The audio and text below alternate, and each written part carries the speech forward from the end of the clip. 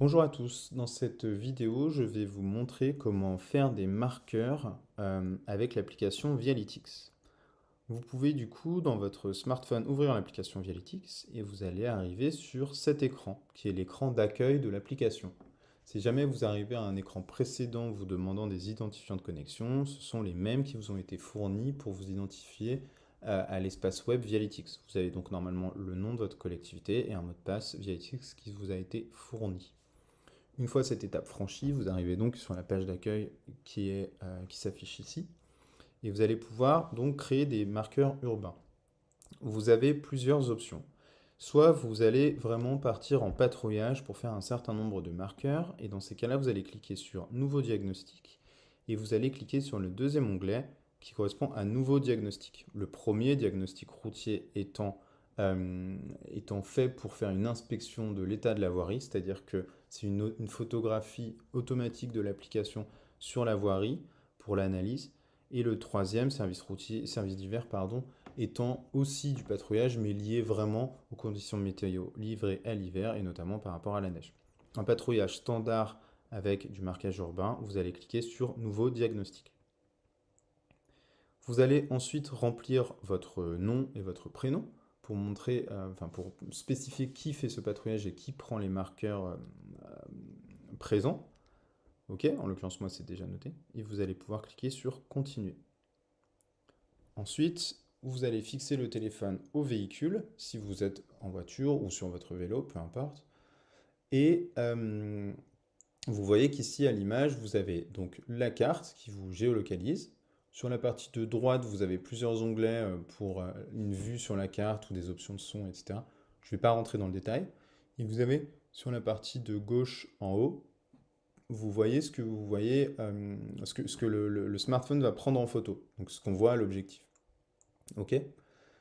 Vous pouvez cliquer sur Démarrer et lancer votre patrouillage. Vous avez ainsi votre bouton de marqueur urbain qui est connecté à l'application et en fait, si vous appuyez dessus, à chaque fois, vous allez pouvoir prendre une photo, donc par exemple d'un panneau de signalisation, d'un abribus, d'une barrière, enfin peu importe. Ok. Ça va vous prendre en photo l'élément et vous allez pouvoir aussi, en cliquant, en laissant votre doigt appuyer dessus, vous allez pouvoir parler et laisser une note vocale à votre marqueur. Une fois que vous relâchez le bouton, la note est enregistrée avec votre marqueur. Et vous voyez que dans la carte, vous avez un espèce de petit pins qui est marqué, c'est-à-dire que vous voyez qu'à cet endroit, vous avez enregistré un marqueur. Vous pouvez continuer votre analyse et cliquer une deuxième fois pour un nouveau marqueur, etc., etc. Vous pouvez ensuite, si vous avez fini votre patrouillage, cliquer sur pause et vous avez deux options. Soit redémarrer votre inspection, si vous faisiez juste une pause pour répondre à un appel téléphonique par exemple, soit terminer et ainsi vous pouvez appuyer sur continuer, soit terminer votre patrouillage et ainsi cliquer sur terminer. Si vous cliquez sur terminer, l'application va ainsi vous dire le nombre de marqueurs que vous avez créés dans votre patrouillage. Donc là, en l'occurrence, j'en ai créé 2. Vous cliquez sur OK. Vous allez retourner sur la page d'accueil.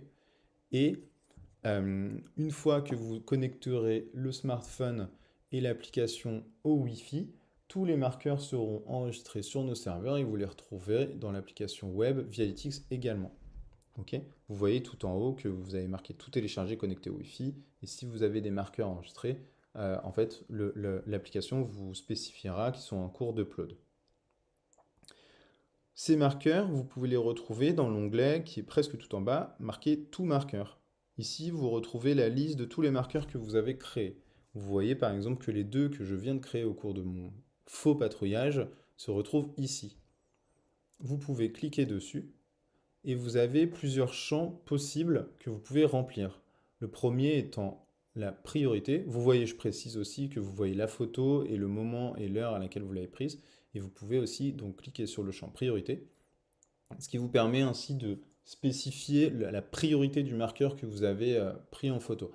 Imaginons par exemple que ce soit un panneau stop cassé, donc dangereux évidemment pour la circulation.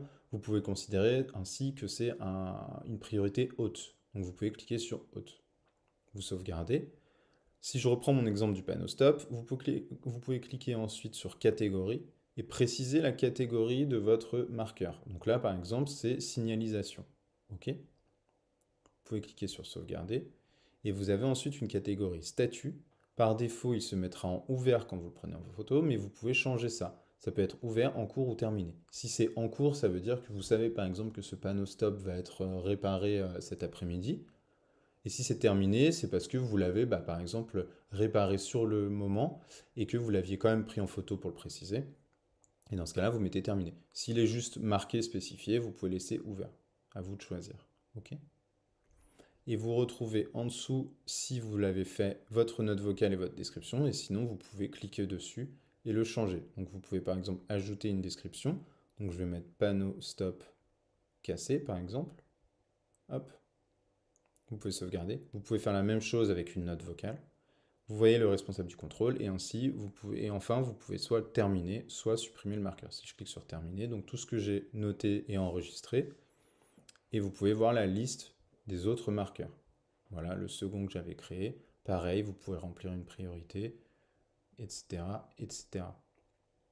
Voilà. Et là, celui-ci, par exemple, vous pouvez supprimer. Hop. Voilà. Si vous voulez créer un panneau marqueur, mais non pas en faisant une patrouille vraiment, mais juste un marqueur comme ça, parce que vous avez le smartphone et que vous repérez quelque chose dans votre collectivité, vous avez aussi la possibilité, de manière manuelle, sans le bouton marqueur, d'appuyer sur Nouveau marqueur.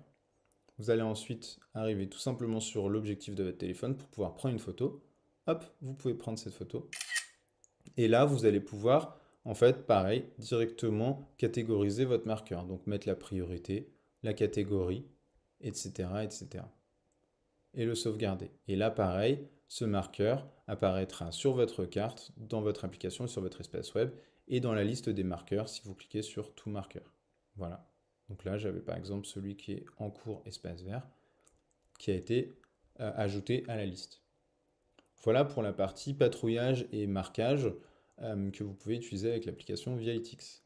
Si vous avez d'autres questions, n'hésitez pas à contacter votre responsable client chez VIAlytics, qui se fera un plaisir d'y répondre. Merci et bonne journée.